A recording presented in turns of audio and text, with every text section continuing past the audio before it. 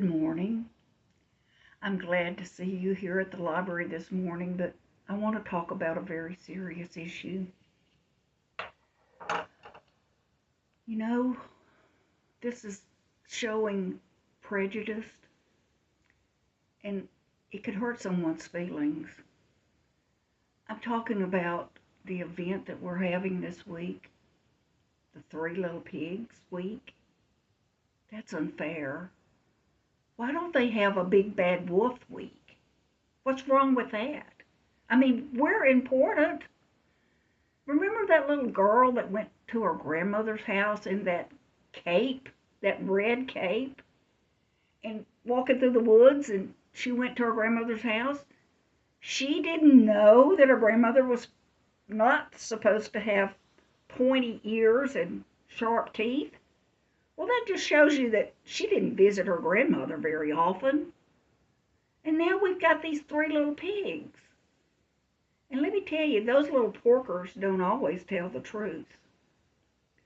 So when I was let me introduce myself first. I know I look like Pam, the library director, but actually my name is Alexander T. Wolf. Yes, I can't go around as a wolf, so I disguise myself as Pam. So anyway, back to my story. I was in the pig pokey when this gentleman came to see me by the name of John Scieszka, and he brought his friend, the illustrator Lane Smith, and they wanted the true story. So Mr. John wrote my autobiography, and it is the true story of the Three Little Pigs.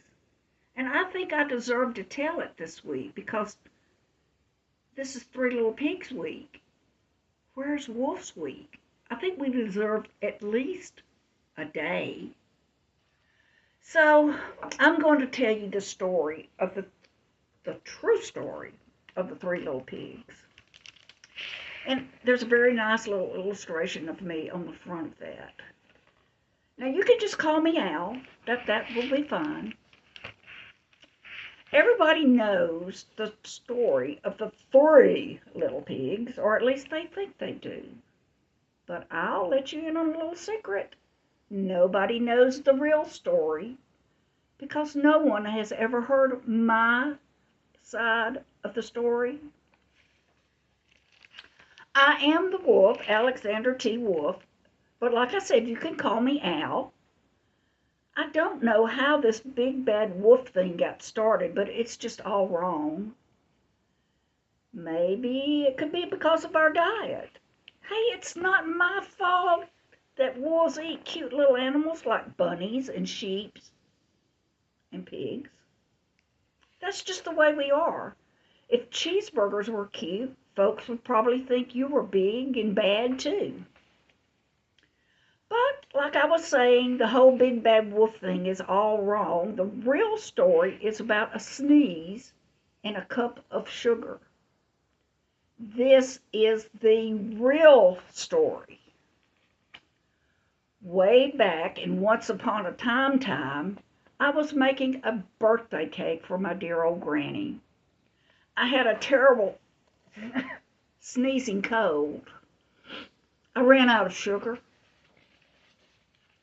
So I walked down the street to ask my neighbor for a cup of sugar. Now this neighbor was a pig, and he wasn't too bright either. He had built his whole house out of straw. Can you believe it? Who in their right mind would build a house out of straw? So, of course, the minute I knocked on the door, it fell right in. I didn't want to walk into just anybody else's house, so I called, little pig, are you in? No answer. I was just about to go home without the cup of sugar for my dear old granny's birthday cake. That's when my nose started to itch, and I felt a sneeze coming on. Well, I huffed, and I snuffed, and I sneezed a great sneeze. And you know what? That whole darn straw house fell down, and right in the middle of the pile of straw was the first little pig, dead as a doornail. He'd been home the whole time. It seemed like a shame to leave a perfectly good ham dinner lying there in the straw, so I ate it up. Think of it as a big cheeseburger just lying there. I was feeling a little better, but I still didn't have my cup of sugar, so I went to the next neighbor's house. This neighbor was the first little pig's brother. He was a little smarter, but not much. He had built his house out of stick. I rang the bell on the stick house. Nobody answered. I called, "Mr. Pig, are you in?" He yelled back, "Go away, Wolf, you can't come in. I'm shaving the hairs on my chinny chin. I had just grabbed the doorknob when I felt another sneeze coming on. I huffed and I snuffed and I tried to cover my mouth, but I sneezed a great sneeze. You're not going to believe it, but this guy's house fell down just like his brother's. When the dust cleared, there was the second little pig, dead as a doornail, Wolf's honor.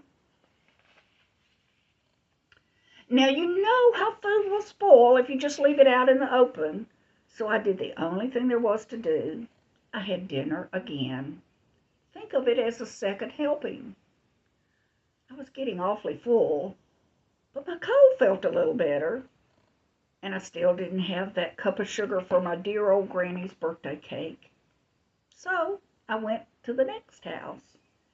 This guy was the first and second little pig's brother. He must have been the brains in the family. He had built his house out of bricks. I knocked on the brick house. No answer. I called, Mr. Pig, are you in?" And do you know what that rude little porker answered? "Get out of here, Wolf. Don't bother me again." Talk about impolite. He probably had a whole sack full of sugar, and he didn't even give me one little cup for my dear sweet old granny's birthday cake. What a pig. I was just about to go home and maybe make a nice birthday card instead of a cake when I felt my cold coming on. I huffed and I snuffed and I sneezed once again, and then the third little pig yelled, "And your old granny can go and sit on a pen." Now, I'm usually a pretty calm fellow, but when somebody else talks about my granny like that, I go a little crazy. When the cops drove up, of course I was trying to break down this pig's door, and the whole time I was huffing and puffing and sneezing and making a real scene. And the rest, they say, is history. The news reporters found out about the two pigs I had for dinner.